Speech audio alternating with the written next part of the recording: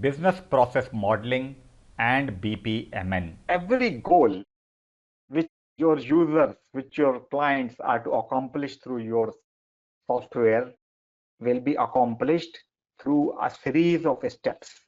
So that means you need to understand BPM, business process modeling, and you need to understand process modeling skills. BPMN is the gold standard for process modeling. So we will learn and touch upon business process modeling here. And now, so here we will learn about what is a process.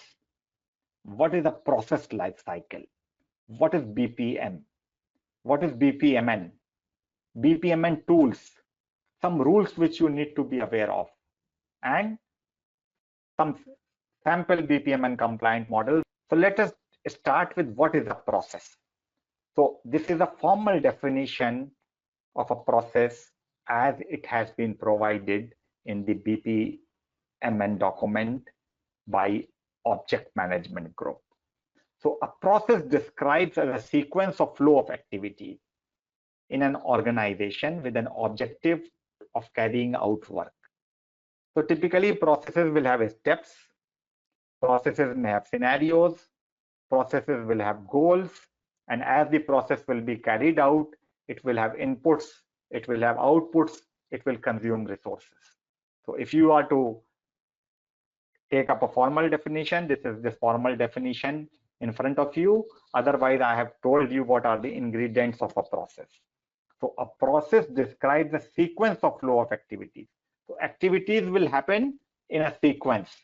And the objective to carry out these activities is to come up with a goal. So what is a process cycle or a process life cycle? Typical process life cycle as it has been defined in the BPMN document by OMG, it says that the process starts with the design activity. So you design a new process. At times you redesign an existing process with clear objectives. So designing a new process or maybe redesigning, I'll give you an example. Or since last 7-8 years, if we are to obtain a new mobile SIM in India, the process is something like this, that you need to go to a vendor wherein you need to present your identity, something like Aadhaar card, the unique ID card which is being utilized by citizens and non-citizens all over the country. They will take a biometric scan through which your identity will be confirmed, and then an OTP will come to your mobile number or email number, and then within 15 or 20 minutes with a few more steps and payment of some initial fee, your identity is established and you get a activated mobile SIM. This process was not the same earlier. Earlier, the process was more of a manual process wherein you have to fill up a form and all. So this is the design part. So you design a new process, or sometimes you redesign an existing one. While you design a process, you need to check your design multiple times on paper. You have to prototype it, you have to simulate it. Once the design is over, you need to execute and implement. So what is execute and implement? I'll explain as it is meant in the BPM model.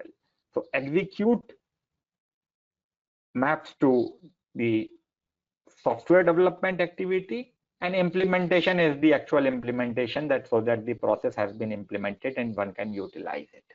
Please remember, it is these processes which define what your product is.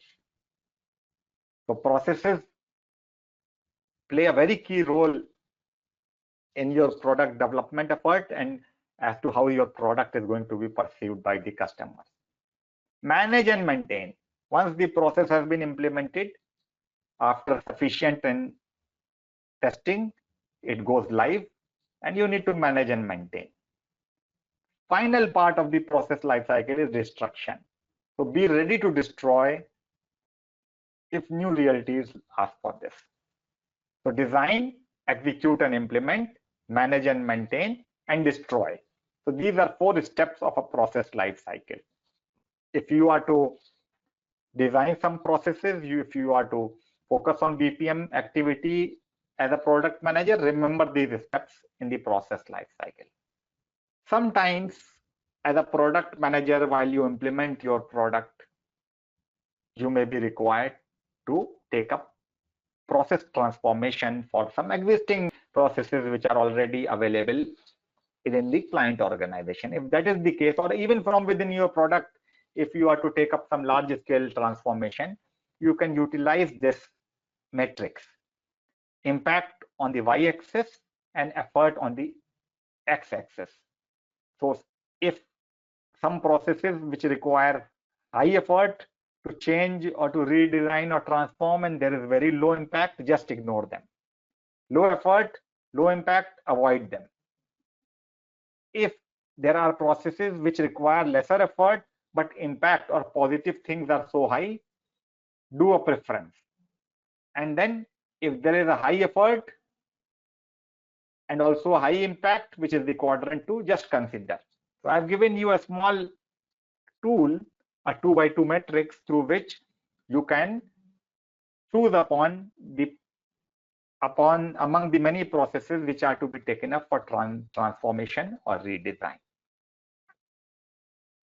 So BPM, or business process management, is the discipline in which people use various methods to discover, model, analyze, measure, improve, optimize, and automate business processes.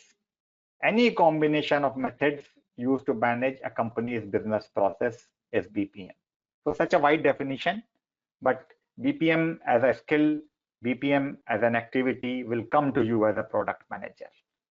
You may or may not use formal BPM notations, but if I book a cab using a service like Uber, that is a business process wherein there is a goal. And that business process has several scenarios. The cab driver may cancel the booking. I may cancel the booking if the cab is not coming within given time. While I am on the journey, I may change my destination. I may add a stop, an intermediate stop.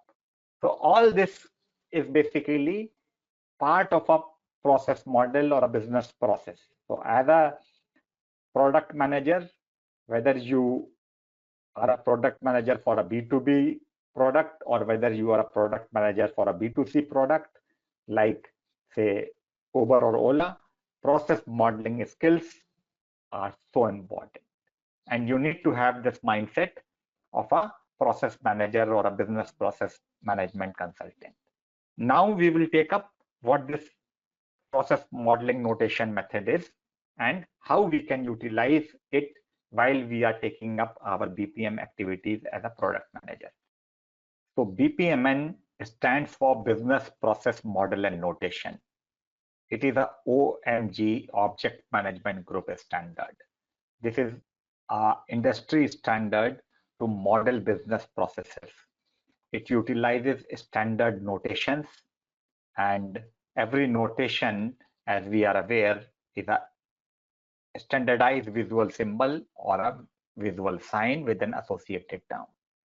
If you are to prepare a process model, you may be utilizing a process modeling tool like Pega or Oracle or IBM BPM or Vijay or Visio or Signavio or Prime. I'll just give you a glimpse of how a process model may look like. So I am opening Visio, which is installed at my machine, and I click on new here. Within new, I go to templates. So Visio is a general purpose modeling software. It has got so many templates available within, and among the ones it is this BPMN diagram. If you utilize specialized BPMN software like Vijay or Pega, the focus will solely on BPMN, and it will have some additional and advanced features also. So I am using a starter diagram from Visio so that I'm able to provide you a glimpse on how a process model looks to you.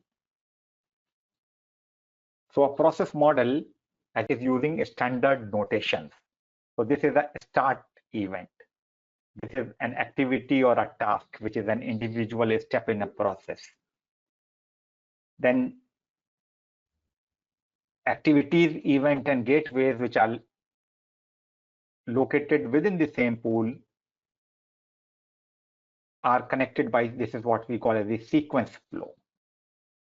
This is one pool with two lanes. This is yet another pool that of a customer with a single lane. Communication happens between two participants of a process which are located within different pools via a message flow. So this is a glimpse of what a business process model can be. So this is the standardized output which business and IT stakeholders are expected to understand. You can use a flowchart, you can use some other method, you can just use visuals, that is also fine. But this is the standard method which may be utilized, and for this you require a knowledge in the tool, knowledge in the BPM notation set, and the awareness of the process which goes through or which you have designed. BPMN has got 5 elements: flow objects, connecting objects, data, pools, and artifacts. What I have shown you here, this is a pool. These arrows, these are connecting objects.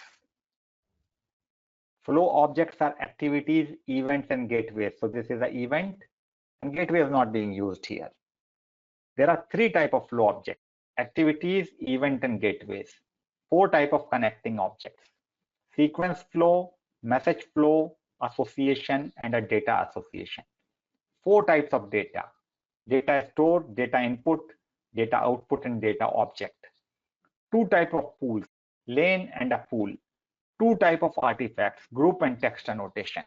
So out here for this slide, I suggest and I expect that please remember this, because moment you remember these words and moment you are able to attach or visualize the associated notations, you are more than halfway through.